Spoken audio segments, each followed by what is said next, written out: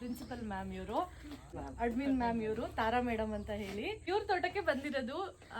ಎಲ್ಲಿರೋದು ಮ್ಯಾಮ್ ಇದು? ರಿಪ್ಪನ್ಪೇಟೆಯಿಂದ 4 ಕಿಲೋಮೀಟರ್ಸ್ ಒಳಗಡೆ ಮಸ್ರೂರ್ ಅಂತ ಇಲ್ಲಿರೋದು.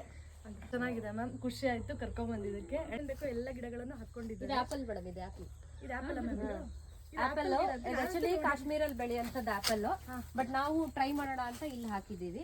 ಬಟ್ ಹೂ ಎಲ್ಲ ಬಿಡ್ಬೋದು ಅಂತ ಅನ್ಕೊಂಡಿದ್ದೇವೆ.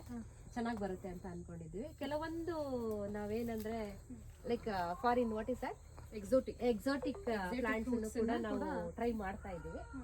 ಈ ಸಾಯಿಲ್ ಅಲ್ಲಿ ಬರುತ್ತೆ ಅಂತ ಟ್ರೈ ಮಾಡ್ತಾ ಇದ್ದಾರೆ. ಅದು ಹಾಕಿಟ್ಟು ಎಷ್ಟು ವರ್ಷ ಆಯ್ತು ಮೇಡಮ್? ಇಲ್ಲ ಅದೆಲ್ಲ ಒಂದು 6 ಮಂತ್ಸ್ ಆಯ್ತು ಅಷ್ಟೇ. ಇದೆಲ್ಲ ನೋಡ್ಲಿಕ್ಕೆ 3-4 ಇಯರ್ಸ್ ತರ ಕಾಣಿಸ್ತಿದೆ, ಬಟ್ 2 ಇಯರ್ಸ್ ಅಂತೆ. ಗ್ರೋತ್ ಅಂತೂ ತುಂಬಾ ಚೆನ್ನಾಗಿದೆ, ಹೆಲ್ದಿ ಆಗಿದೆ, ಪ್ಲಾಂಟ್ಸ್ ಕೂಡ ಹೆಲ್ದಿ ಆಗಿದೆ. ಸಾವಯವ ಗೊಬ್ಬರನ ಮೇಡಮ್, ರಾಸಾಯನಿಕ ಗೊಬ್ಬರ ಯಾವ್ದು ಇಷ್ಟರೊಳಗೆ ಯಾವ್ದು ರಾಸಾಯನಿಕ ಗೊಬ್ಬರ ಹಾಕಿಲ್ಲ. ಬಟ್ ಹಾಕ್ಬೇಕಾಗತ್ತೆ. ಯಾವಾಗ ಇದು ಯೆಲ್ಲೋ ಕಲರ್ ಟರ್ನ್ ಆಗುತ್ತೆ ಅಂದಾಗ ಅದಕ್ಕೆ ಹೆಲ್ದಿ ಇಲ್ಲ ಅಂತ, ಏನೋ ಡಿಫಿಷಿಯನ್ಸಿ ಇದೆ ಅಂತ, ಇದೇನೋ ಬಂದಿದೆ ಅಂದ್ರೆ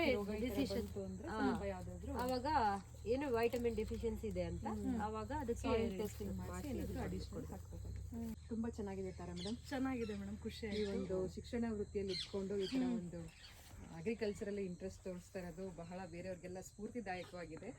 ಮುಂದೆ ಕೂಡ ಇನ್ನೂ ಹೆಚ್ಚು ಯುವ ಪೀಳಿಗೆ ಈ ತರ ಅಗ್ರಿಕಲ್ಚರ್ ಸೆಕ್ಟರ್ ಅಲ್ಲಿ ಇಂಟ್ರೆಸ್ಟ್ ತೋರ್ಲಿ ಅಂತ ಆಶಿಸ್ತೀವಿ. ಧನ್ಯವಾದಗಳು. ಅಂಡ್ ನಾನು ಕೂಡ ತುಂಬಾ ಇನ್ಸ್ಪೈರ್ ಆಗಿದ್ದೀನಿ ಮ್ಯಾಮ್. ಫ್ಯೂಚರ್ ಅಲ್ಲಿ ತೋಟ ಮಾಡಿದ್ರೆ ನಿಮ್ ಸಜೆಷನ್ಸ್ ತಗೋತೀನಿ. ನೀವು ಕೂಡ ಸಜೆಸ್ಟ್ ಮಾಡ್ಬೇಕು. ನನಗೂ ತೋಟ ಮಾಡ್ಬೇಕು ಅಂತ ಇದೆ. ಅವಾಗ ಖಂಡಿತ ನಿಮ್ಮನ್ನ ಭೇಟಿ ಮಾಡ್ತೀವಿ.